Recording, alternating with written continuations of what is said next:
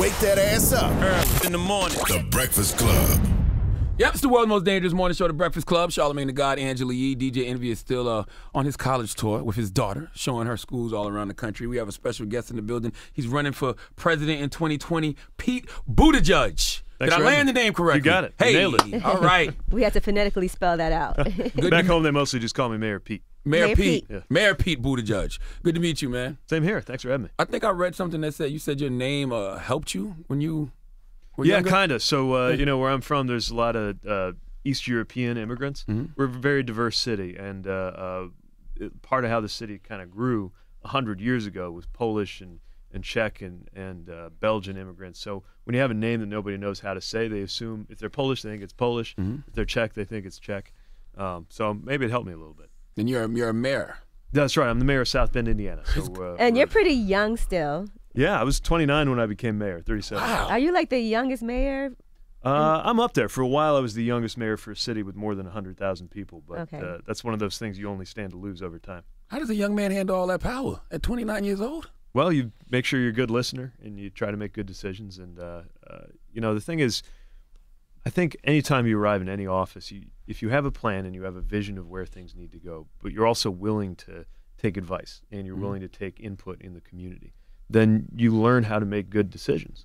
And, you know, it's a decision-making job. It's an executive job. It's everything from economic development to public safety, police, and fire.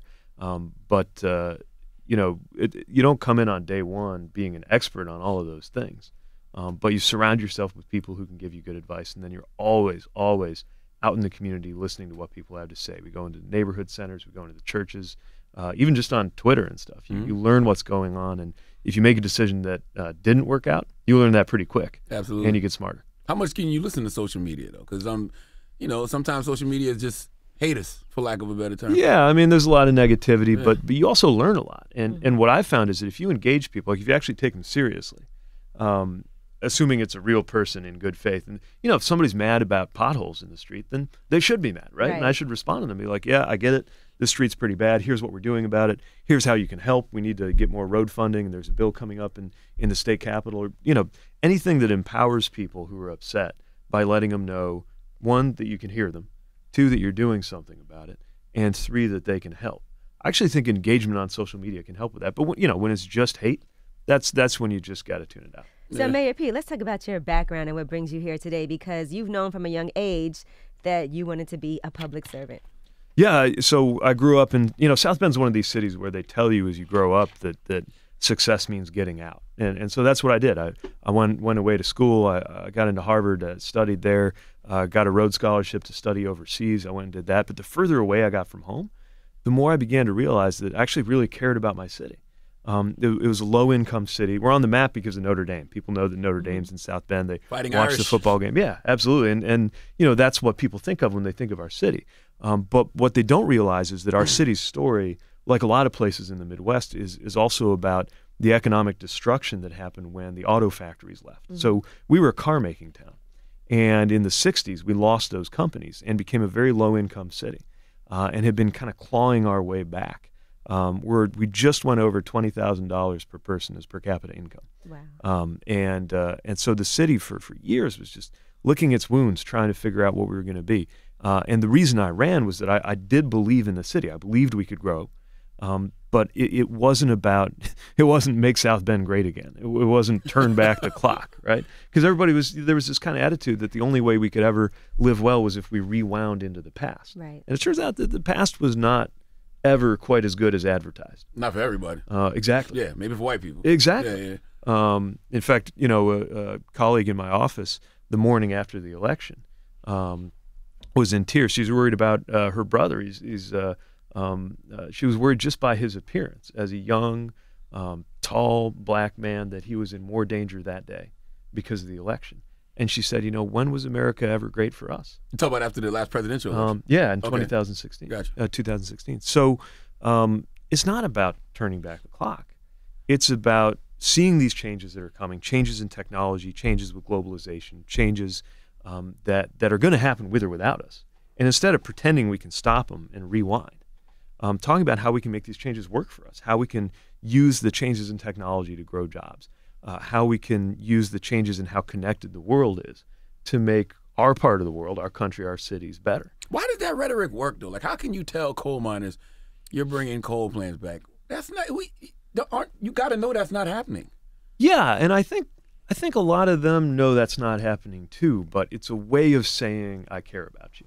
So even if it's not true, they felt like he was talking to them, and we spent, I think, way too much time on our side talking about him. Yes. We were talking about our candidate, and then we realized who their candidate was going to be. We were talking about their candidate. So our whole message was don't vote for him because he's terrible. And even though he is, that's not a message. Right. We have to offer some solutions. Too many Democrats are running on that now. They're running on that anti-Trump agenda. And I'm like, that's not going to make me vote for you just because you're anti-Trump. If that's all there is to it, then the people at home are saying, okay, you keep talking about him, but who's talking about me? Like, how's this going to make my life better? Absolutely. And that's what we got to get right going into 2020 because I hate to say it, but he could absolutely win again. If we aren't smart about this. Well, so what are we going to do to make our lives better? Well, that's where the Democratic agenda, I think, is the right agenda. So we've got to make sure we're doing more about public education, right, to prepare for the future.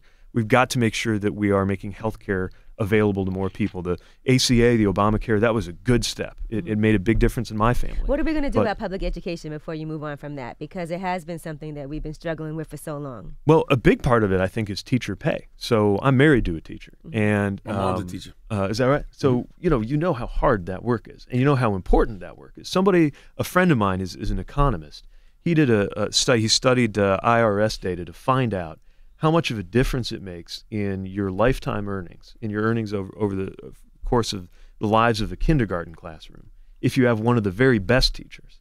And the difference is $300,000 a year. Whoa. That's how much of a difference one teacher can make in 1 year. But of course, they're not getting paid anything close to that. I think we've got to respect teachers. We got to treat them more like soldiers, and we got to pay them more like doctors. And the way I would do it is we would have federal support for boosting teacher pay, but we would direct it to Title I schools, the schools that have the most students on free and reduced lunch, the schools in communities that have the most economic and racial inequity, because we know the value of recruiting the best teachers. We know the difference that can make in a child's life. So why wouldn't we aim those kinds of resources to where we know that difference would be greatest? I don't think any public servant should have to pay taxes. I don't think teachers should have to pay taxes. I don't think firefighters, police officers, just make them tax exempt.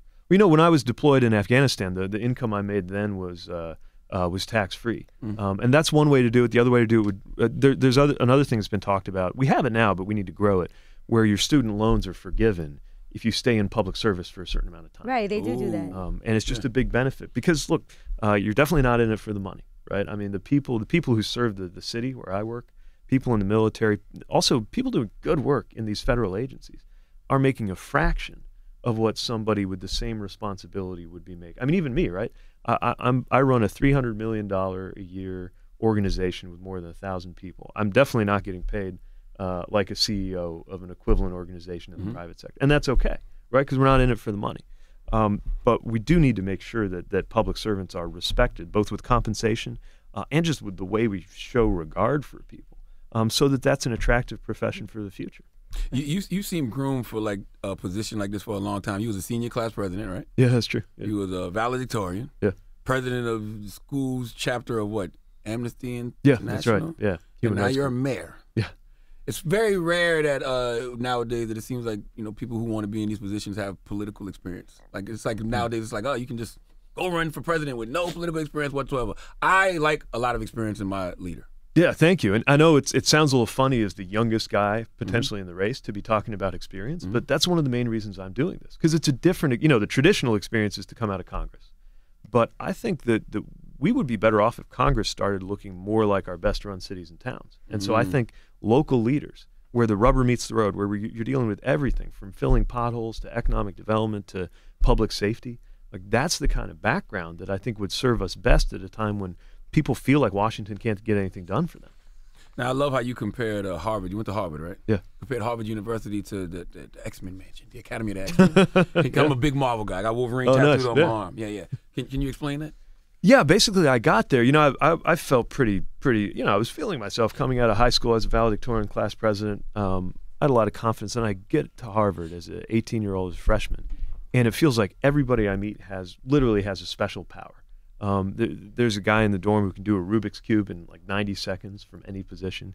He'll get killed by Magneto, but I don't know about that superpower. Yeah, we had there was a guy in my roommate who it was almost like he could read minds. He just had this intuition about other people. And Professor David. He could like predict where their relationships were going to go. And I went from feeling like I was top of the heap in high school to like wondering how I would measure up. But then that's the kind of surrounding that calls on you to do your best and makes you step up. So I had a great experience in college. I learned a lot. What's your power? Governing, I guess. That's a big power. Making good decisions, I hope. You also had the opportunity to work for our former president, Obama, but you didn't do it, right? Yeah, I got a job offer. It was 2004. I was graduating. I was trying to think about what to do. And I narrowed it down to, this is why maybe one of my superpowers is not career advice, because I narrowed it down to 2 jobs. I got a policy job offer with the Obama campaign. He was running for Senate back then. Or an offer to go work for John Kerry on the presidential. And my thinking was, Obama's probably going to win anyway. I'm probably not going to make that big of a difference on his Senate race. And you got this presidential going on. Like, how can I not do that? So I jumped in on the presidential, and started my career that way. They sent me out to Arizona. Obviously, we didn't win, but in a way, I'm better off because that defeat taught me a lot. And then I went back to my studies, went overseas, studied philosophy, politics, and economics, and then went into business, and then started on the path that led to my coming home and deciding to run for mayor. At that point, when you were working on the Kerry campaign, did you think in your head that one day you wanted to run for president? I knew that I wanted to be in public service. I don't think I ever would have guessed it would have happened like this. I mean, the idea that, first of all, in my 30s, that I would be talking about running for president, that's not something I would have understood before. And also, when I was getting involved in politics, I thought all the action was at the federal level. That like if you wanted to be something in politics, you'd run for Congress. I never would have guessed that it was actually in the local, in the environment of urban development and local community building, that was where I would really cut my teeth and find a sense of purpose and get introduced into the world of public service. So in some ways, it's kind of what I always aspired to, but in some ways, it's totally different. Now, have you faced a lot of people that were critical of you? Because I know in politics there's a lot of homophobia, and you're openly gay. Have there been any issues that you've had to deal with head on? There's some, yeah. There's a lot of ugliness, especially online, but not for the most part. So when I came out, it was actually the middle of a re-election campaign, and I had just kind of had enough. I'd been overseas in Afghanistan. I realized you only get to live one life, and I knew that I wanted to start dating and have a life like everybody else. So you weren't even dating because you didn't want anybody to No, know? because if you're a sitting mayor and you're not out, like it's not like you can, you're going to get spotted. And I didn't want to live a life that was kind of in hiding either. So I just didn't have much of a personal life. I mean, I'm in my 30s. I'm a veteran. I'm a sitting mayor, and I got no idea what it's like to be in love. And I just thought I got to put an end to that. So I realized personally that it was time, but inconveniently there was a re-election going on. And in a very conservative state, Indiana. Mike Pence was the governor of Indiana. Jesus Christ! Oh my God! That guy was talking about shock therapy. Yeah, conversion therapy for gays. Jesus Christ! I'm shocked you're still alive. I'm being honest. Well, but here's the thing. So I came out. We didn't know what would happen. We didn't know what the political consequences would be. But I just had to summon some courage and go do it because I needed a life. And what wound up happening was I got reelected with 80% of the vote. That's awesome.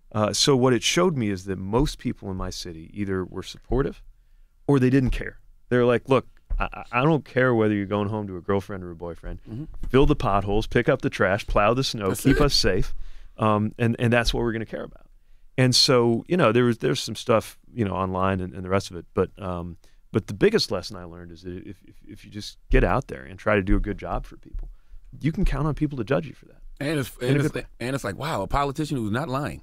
Like, That would have been the easiest thing to do was keep that lie up. Like, you didn't have to give them that. Like, but that puts so much pressure on your integrity. You've got to. It takes energy to try to be something that you're not, and that's energy that you could be using to serve other people. It's energy you could be using to be better at your job. So when was the decision to run for president, and was your husband really supportive of that, or was he like, oh? It took a little getting used to for him because, you know, he's not I mean, he's a wonderful guy. He's engaging. He cares about issues in politics, but he's not, you know, he reminded me that on our first date, he asked me kind of what the future would look like. And I told, the answer I gave him was the truth, but at the time, the answer I gave him was, look, I'm in a re-election. If I do well and I get a second term as mayor, and that goes really well and I do a good job, then maybe in 2020, maybe I'll get a look for running statewide in Indiana, run for governor, maybe. You're like, you ain't tell me president. Right, yeah, exactly. So, you know, this is a big change, but we're in this moment where I think the moment calls for something completely different. And, you know, having somebody from our generation, the generation that provided most of the troops after 9/11, the generation that's going to be dealing with climate change for the rest of our lives, the generation that could be the first generation in American history to be worse off than our parents economically if we don't make some changes. Now's actually this moment, probably the only moment ever, where it just might make sense for a 37-year-old mayor from a city in the Midwest to be stepping up and running. And also, I think somebody at a moment when the party, my party, the Democratic Party, has lost touch with big parts of the country. And there are some very clumsy efforts to get back in touch with the Midwest. And I want to build, as somebody who comes from the heartland, comes from Indiana, comes from a conservative place, but also comes from a diverse city and comes from a background where I've worked in big cities as well as small communities. I want to build those bridges. And so to the surprise of a lot of people, including me and my husband, this kind of makes sense. Yeah. I read that you are a fan of Eminem. Yeah.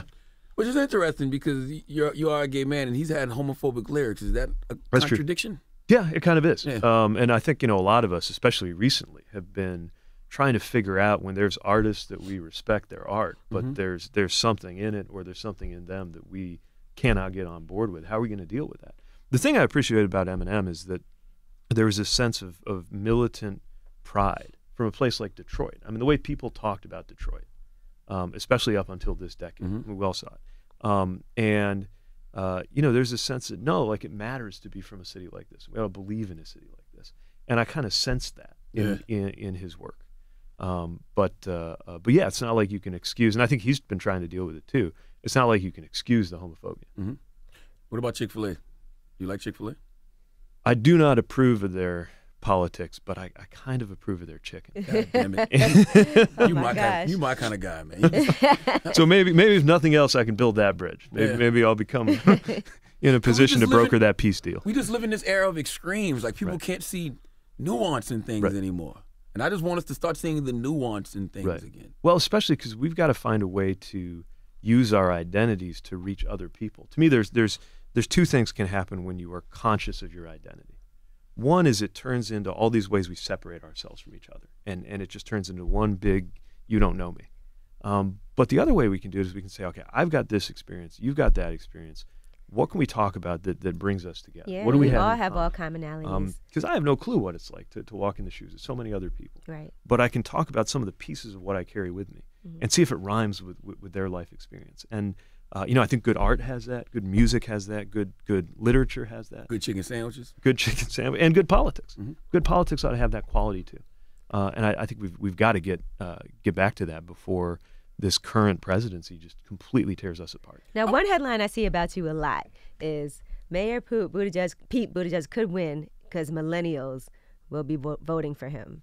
So why do you think millennials are so attracted to you, besides your age? Yeah, I think part of it's just one of our own is finally running, right? So the idea of somebody who grew up with this stuff, who understands all this digital communications, and also who understands the economics experience. And our generation is different. It is you know, we came of age during the Great Recession. Our lives have really been shaped by a lot of decisions made in Washington that maybe we didn't have a lot of say in. And it's time to change that. Now, I'll also say, though, one of the really exciting things as I've gone to different early states, we've been in Iowa, New Hampshire, going to South Carolina tomorrow because they have an early primary, is that the crowds that are showing up, there's a lot of young people.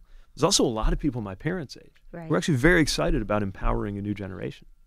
I'm voting for my interest in 2020. Yeah. And one of my main interests is, of course, me, my blackness. Yeah. You know, so what is your black agenda? Especially, and I always ask Democrats that because we've been so loyal to the Democratic Party for so long. So what do you specifically want to do for the African American community? Right, and that's the right question, because I think if we start taking parts of our coalition for granted, it's going to be a huge mistake. So I think an agenda for Black America needs to focus on Black entrepreneurship, Black home ownership. We need to focus on public education, like we were talking about before. We need to talk about health, because there are huge disparities, everything from diabetes to maternal and infant mortality. There's huge racial inequity in that. Yeah. And we got to talk about criminal justice reform. All of those things. And we've tried, we have a different set of policies and powers at the local level, but we've tried to make progress on that locally too. We've set up resources to help build up minority-owned businesses in the city. And we're working on finding ways to help them have a more fair playing field in getting our business, because we're an operation that is doing a lot of contracts. We want to make sure that reflects the diversity. We're about a 25% Black city. 45% non-white or so. And so we want our business relationships to reflect the city that we are. Public education, again, focusing on Title I schools. Housing, right? I mean, the segregation in our neighborhoods did not just happen. It happened on purpose. And there's been some very good research that's been done recently kind of showing how some of these steps by, frankly, Republican and Democratic administrations over the last century have led to intentional patterns of segregation in our neighborhoods. So it's going to take intentional work to change that. Yes, How do you fix that? Well, part of it is where you send resources, right? I mean, it's why, for example, Representative Clyburn's 10-20-30 plan is really important. Taking a certain amount of federal resources, making sure that they go to communities where at least 20% of people have been in poverty for at least 30 years. I think it also could be written more explicitly into the way that we send out. There's a lot of federal money that goes out for helping with housing. I mean, I use it. We use it in South Bend to help people with home repair so that they can stay in their homes, to help deal with vacant and abandoned houses.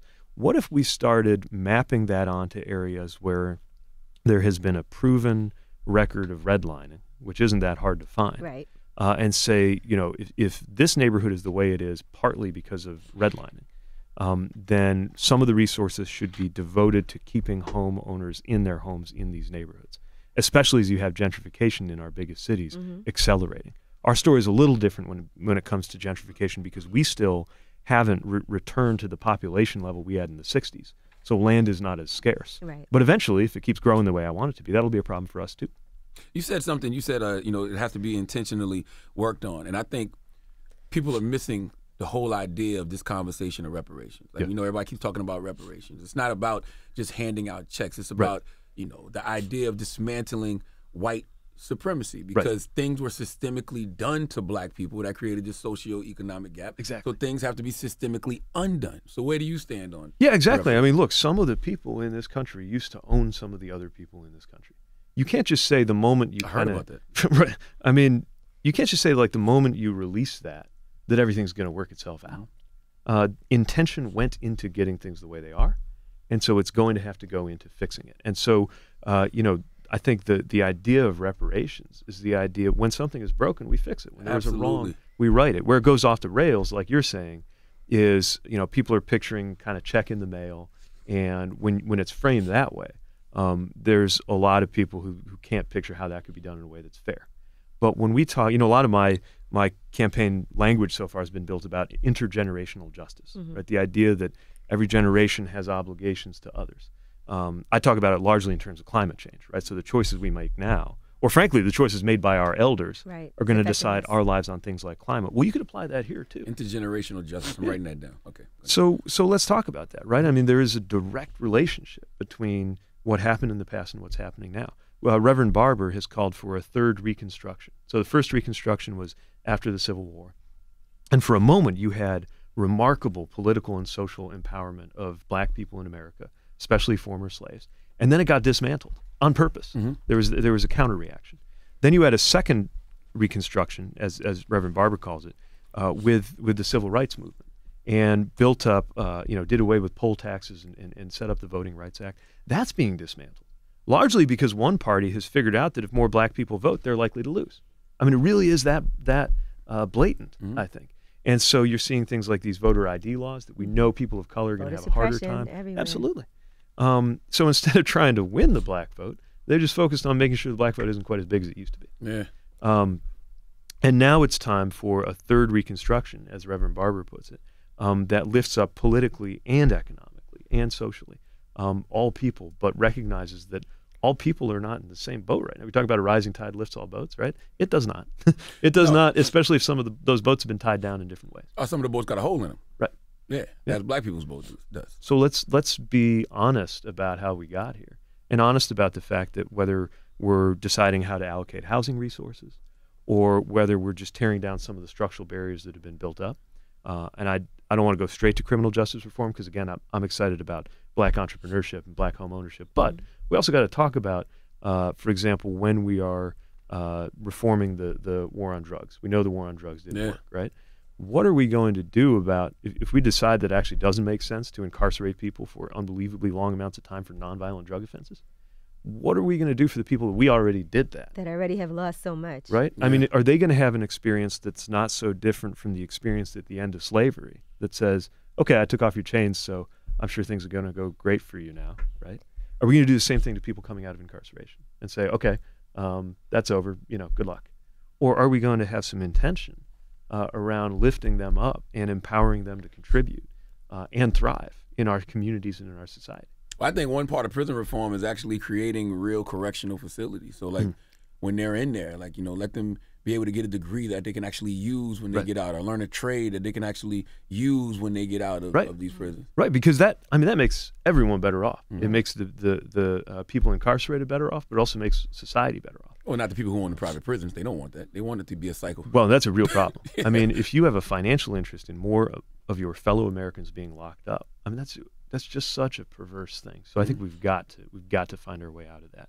And like you said, that word corrections, right? I mean, are we going to have a corrections facility, or are we going to have a retribution facility? Yeah, and to help people with that transition once they are released, like to give them opportunities. Well, maybe there's a way that we can ensure that these people actually have some type of training and have jobs waiting for them, a percentage or something. Because once they ask you that question, have you ever been arrested or convicted of a crime? Right.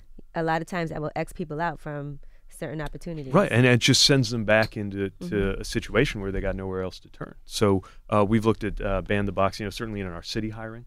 We're trying to make sure that we create opportunities for ex-offenders, people who have been incarcerated. And by the way, there's a lot of data that shows that an employer can be better off when they're more inclusive this way. Right. Now, what about Elizabeth Warren talking about the Electoral College and wanting to get rid of that whole system? What do you think about the Electoral College? Absolutely. From day one, I've been talking about how the Electoral College has to go. Look, whether you live in a state like mine, Indiana, or a state like here, New York, what we have in common is that in most presidential elections, our voice doesn't even matter. And, people say, well, what about, making sure these states have a say? States don't vote, people vote. Right. And at risk of sounding simple-minded, I just think the person who wins, the person who gets the most votes ought to be the person who wins. I like your simple-mindedness, Mayor Pete. Thank you. Yeah. I'll take that the right way. That's how Americans think. Yes, if you get more votes, you should win. Right, and we've allowed, sometimes something gets twisted and then we get used to it. Another issue is that D.C. is not a state. Right. So if you live in D.C., you're telling me like your problems aren't the same as or as important as my problems. Why shouldn't you get a senator fighting for you the way I got a senator fighting for me? But somewhere along the line, D.C. wasn't a state, and now we just grew up with that, and we're used to that, and we think it's okay. Same with the Electoral College. It's kind of always been this way. When I became mayor, and we had to make a lot of changes in the way our city was run because it was kind of old-fashioned. We needed to tune it up. One thing that was just you were not allowed to say to me was, we're doing it this way because we've always done it this way. Right, that's terrible. I never want to hear we've always done it this way. If we've always done it this way for a very good reason, fine. But if we've always done it this way just because, then it's time for a change. And it's that way with the Electoral College. And by the way, the history of how the Electoral College came about partly had to do with not trusting the people to make their own decisions, because in the 18th century, democracy still seemed like kind of a risky idea. And it also had to do with a lot of negotiations and compromises going on around slavery, around how the original power structure of the U.S. was going to be set up. And so, some of these things are very ripe for a change. It's the right thing to do. It also, in our short lifetimes, twice the American people have been overruled by the Electoral College. Once with George W. Bush and once with Donald Trump. Yeah, that's crazy. Did Barack Obama set the table for someone like you? I think so. I think in a way, if only because people said, this can't be done. Not just because he was our first black president, but well, exactly that reason. But also because he was unafraid to be smart. Yeah. And so he was not like kind of a backslapping, political, cigar chomping kind of guy. Mm-hmm. But yeah, I think he had to face all of these questions right around. And sometimes people wouldn't say, I don't know that I'm ready for a black president. They'd say, I don't know if everybody else is ready for a black president. Is right? America or like, ready? I don't know if he's electable, right? And they'd say things like that. And people will say things like that about me, right? Mm-hmm. Like, oh, hey, I'm all for someone like you, but I'm just not sure if the others are. So I think he demonstrated that it can be done, and I also pay a lot of attention to the way he managed his identity, because the truth is, if he had even once shown the slightest flicker of resentment or anger, the way we all do just as humans, but if he did it, it would have just come down on him so quickly. Yeah. And so I think in many ways about kind of how to not run away from who you are, how to own it, and at the same time not let others use it to box you in or define you more than it should. I'm gonna be honest, man. I have so much mixed emotions with you because it's a damn shame that I don't trust an honest politician. Like you're sitting here, He's like, these are good, simple like, solutions. yeah, you seem like you're telling the truth. Exactly. You're sitting here and I'm That's like, the this guy idea. seems like he's telling the truth. Like, what the hell is going on with our politicians now?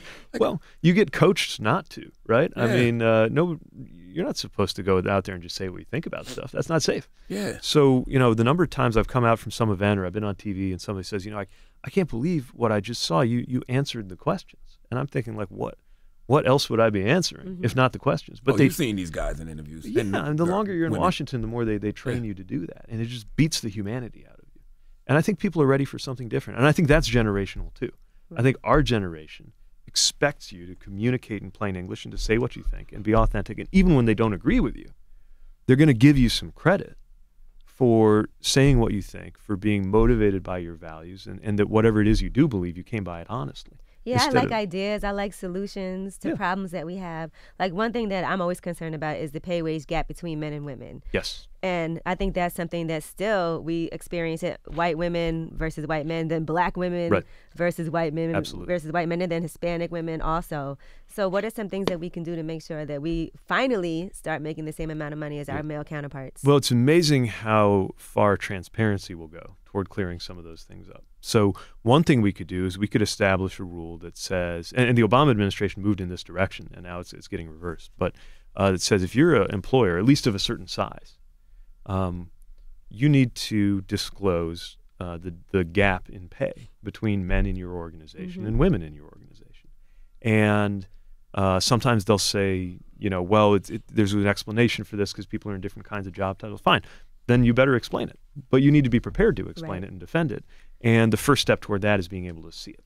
So, transparency has worked well for us. We put a lot of our data online, even data that's very uncomfortable for us, like the number, like uses of force. We actually have a thing you can look up on the City of South Bend website, how many times an officer has used force. Wow, that's like important. The case by case.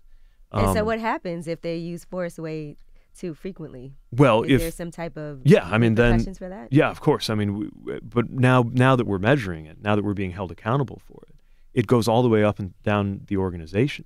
We care about how many use of force complaints we get, and I want to see that number go down. Right. Now, if you have to, you have to. But one of the reasons we introduce body cameras is so that we have a better way of telling if you have to, and that should protect a good officer doing the right thing just as much as it makes it possible to hold accountable an officer who's not doing the right thing. So my point is, just by putting that data out into the world, putting that information out there, I think it made us all better. And it actually helped build trust, because when something went wrong, we all had the same set of facts. And when something's going right, we can show that. But it changes our behavior. And I think companies will behave differently if they are required to be more transparent about things like gender pay disparities among their employees. As long as they know there's a problem, they have to address it. Yeah, and as long as the rest of us know there's That's a problem, right. right?